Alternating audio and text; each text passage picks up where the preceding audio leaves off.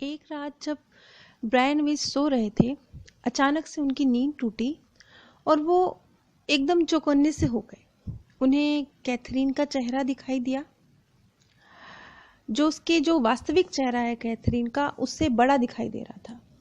वो दुखी दिखाई दे रही थी, थोड़ा घबराई हुई दिखाई दे रही थी। ऐसे लग रहा था जैसे उसे ब्रायन विच की मदद की जरूरत है। उन्होंने घड़ी देखी, सुबह के 3:30 बजे थे। उनकी पत्नी गहरी नींद में थी, कहीं कोई आवाज नहीं थी। उन्हें लगा उन्होंने एक सपना देखा है और फिर वो वापस सो गए। उसी वक्त सुबह 3:30 बजे कैथरीन को भी एक बुरा सपना आया और उसे देखकर वो अचानक से पसीने से लथपथ उठ बैठी। उसका दिल जोरों से धड़क रहा था। उसने एक बुरा सपना देखा था। वो पसीने से लथपथ थी। उस वक्त अपने आप को शांत करने के लिए उसने एक छोटा सा ध्यान लगाया। उसने डॉक्टर ब्रायन विच के विषय में सोचा, अपने आप को उनके ऑफिस में होने की कल्पना करी कि अगर वो वहां होती, वो उसे सम्मोहित करते तो शायद वो कुछ जान पाती। यानी सेम टाइम जब डॉक्टर ब्रायन विच कैथरीन को घबराई हुई अवस्था में स्वप्न में देख रहे थे, उसी वक्त कैथरीन भी उसी अवस्था में घबराई हुई थी, क्योंकि उसने भी एक बुरा सपना देखा था। डॉक्टर ब्रायन विच के विषय में ही ध्यान लगा रही थी। तो ये कैथरीन और ब्रायन विच के बीच में जैसे एक टेलीपैथी जैसा हो रहा था। सुबह 3:30 बजे जो विचारों का ये आदान प्रदान था दोनों तरफ से, ये एक टेलीपैथिक संपर्क था जो सामान्य से बहुत हटकर था। अब जो कुछ भी हुआ, ब्रायन विच सोच रहे थे कि क्या ये देवात्माओं द्वारा हुआ, मार्गदर्शकों द्वारा हुआ, क्या वो इस टेलीपैथी के साक्ष्य हैं, उन्हें पता है इस टेलीपैथी के बारे में।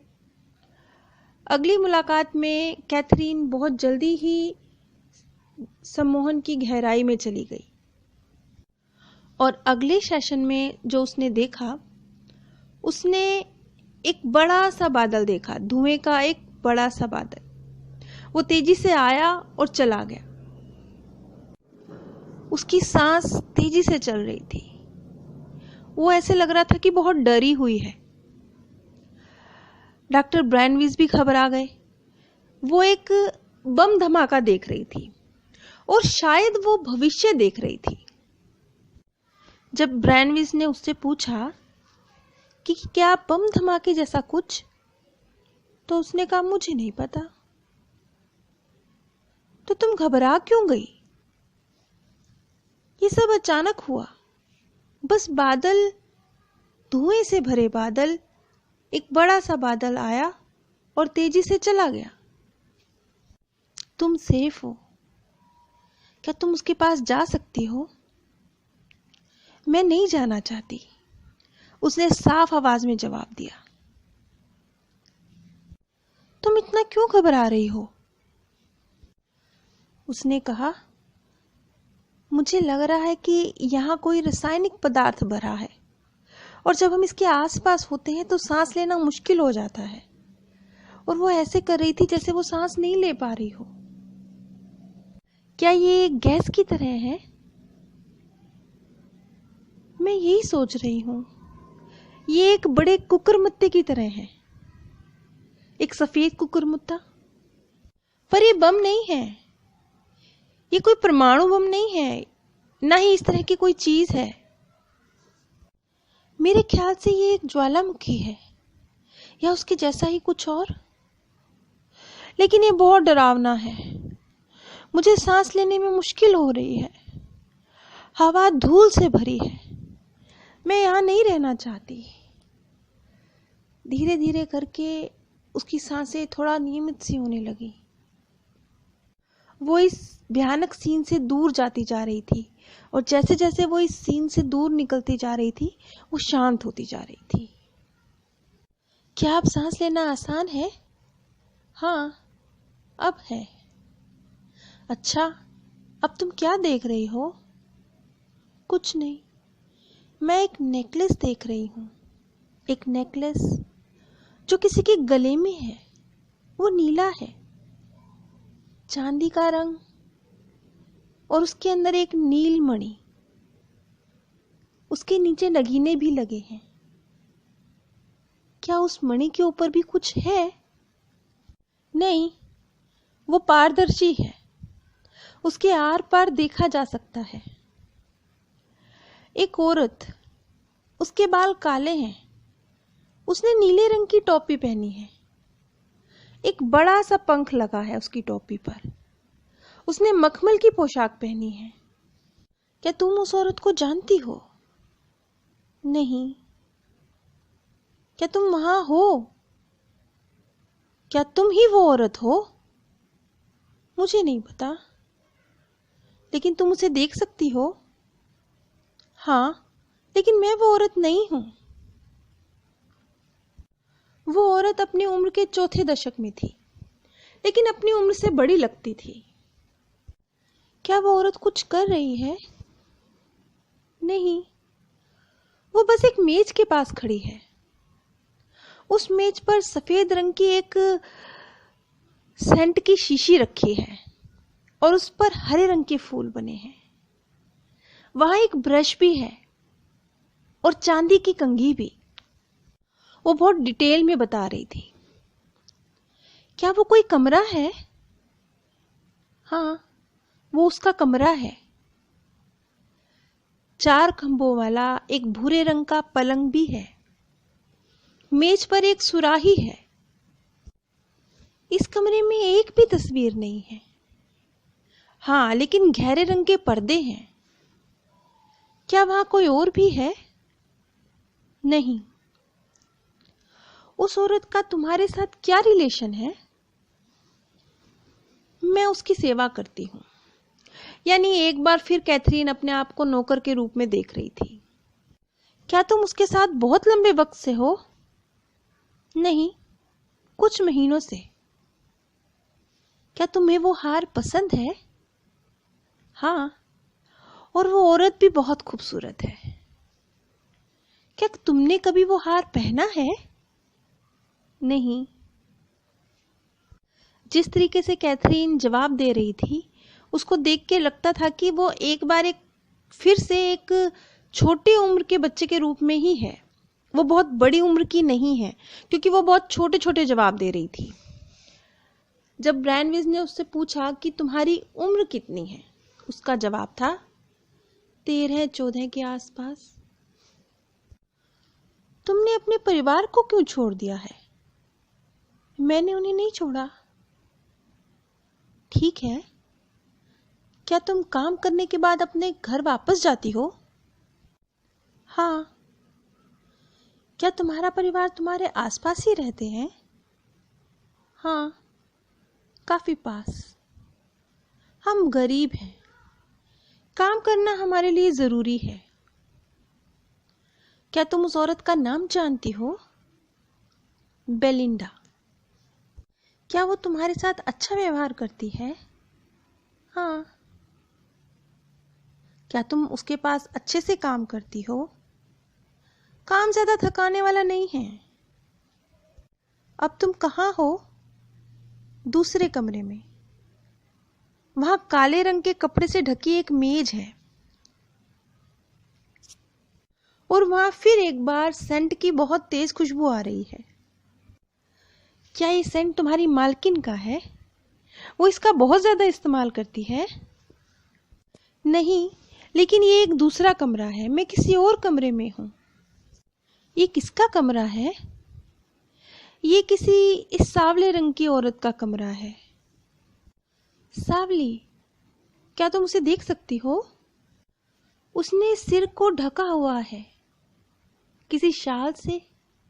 वो कोई बुजुर्ग औरत है। उसके चेहरे पर बहुत झुर्रियां हैं। तुम्हारा उस औरत से क्या रिलेशन है? मैं सिर्फ उसे देखने गई थी। किस लिए? ताकि वो ताश के पत्तों का प्रयोग कर सके। ताश के पत्तों का प्रयोग कर सके, इससे मतलब ये है कि वो किसी टैरो रीडर के पास गई थी, जो टैरो कार्ड पढ़कर भविष्य बताते हैं, किसी ऐसी औरत के पास। ये कैथरीन का कोई 200 साल पुराना जन्म था, जिसमें उसने किसी टैरो रीडर से कभी मुलाकात की थी अपना भविष्य जानने के लिए। लेकिन इस जन्म में कभी भी कैथरीन किसी टैरो रीडर के पास नहीं गई थी। ना वो कभी किसी भविष्यवक्ता से मिली थी, ना उसको अपने भविष्य के बारे में कुछ पता था, बल्कि वो इन बातों से डरती थी। क्या वो भविष्य बताती है? हाँ, वो भविष्य देखती है। क्या तुम उससे कोई प्रश्न पूछना चाहती हो? क्या तुम कुछ देखना चाहती हो, कुछ जानना चाहती हो? किसी पुरुष के बारे में जिससे शायद मैं शादी करूंगी। वो एक कार्ड को उठाती है। उस कार्ड पर खंबे बने हैं और फूल, और खंबे एक लाइन में हैं। एक और कार्ड है जिस पर एक प्याला बना है, एक कप रखा है। एक और कार्ड है जिस पर एक आदमी और एक बच्चा बना हुआ है। उसके हाथ में एक ढाल है। उस टैरो रीडर ने उसे बताया कि वो शादी तो करेगी, लेकिन उस व्यक्ति से नहीं। क्या तुम उस औरत को देख पा रही हो? मैं कुछ सिक्के देख रही हूं। क्या तुम अब भी उसके साथ हो या कहीं दूसरी ओर पहुंच गई हो? मैं उसी के साथ हूं। वो सिक्के देखने में कैसे हैं? वो सोने के हैं। वो चौकोर है। एक तरफ मुकुट बना है और उसके जो कोने हैं वो खुरदरे हैं। वहां एक मुकुट भी रखा हुआ है।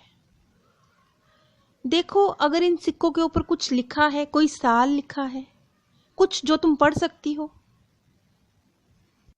कुछ अंक, कुछ क्रॉस, कुछ आंख जैसे बना है। क्या तुम जानती हो ये कौन सा साल है? 17। मैं नहीं जानती। और वो ये कह के फिर खामोश हो गई। ये टैरो रीडर तुम्हारे लिए इतनी खास क्यों है? मुझे नहीं पता। क्या उसकी भविष्यवाणी सही साबित होती है? लेकिन वो चली गई। ये कैथरीन का जवाब था। क्या वो सीन गायब हो गया? मुझे नहीं पता। अब तुम क्या देख रही हो? तुम जानती हो इस बर्थ में तुम्हारा नाम क्या है? मैं उस जगह को छोड़कर आ गई हूं।